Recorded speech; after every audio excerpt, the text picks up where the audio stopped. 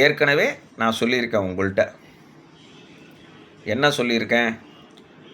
ஒரு ஐயரை போய் பார்த்தீங்க, ஒரு ப்ரோக்ராமுக்கு ஃபிக்ஸ் பண்ணுறீங்க, ஒரு நல்லதுக்கு ஃபிக்ஸ் பண்ணுறீங்கன்னா, அவங்க வம்சாவளியாக அந்த தொழில் செய்கிறார்களா அப்படிங்கிறத பார்த்துட்டு தான் நீங்கள் அந்த மாதிரி ஐயர்கிட்ட கொடுத்தீங்கன்னா தான் அது உங்களுக்கு கிளியராக இருக்கும். சரியா?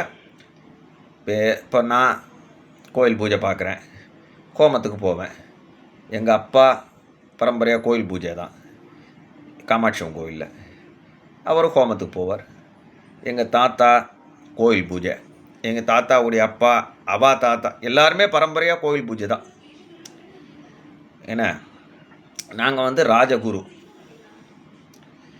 அப்போ எங்களை மாதிரி ஆள்கிட்ட கொடுக்கும்போது நாங்கள் சில்லறத்தனமாக வீட்டில் இருக்கிற பொருளெல்லாம் எடுக்க மாட்டோம். என்ன லிஸ்ட்டோ அதை மட்டும்தான் போடுவோம். என்ன அபாலாக கொடுத்தா நாங்கள் எடுத்துன்னு வருவோம், அவ்வளோதான்.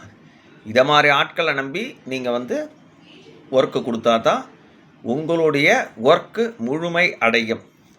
இதனால தான் பார்த்தீங்கன்னா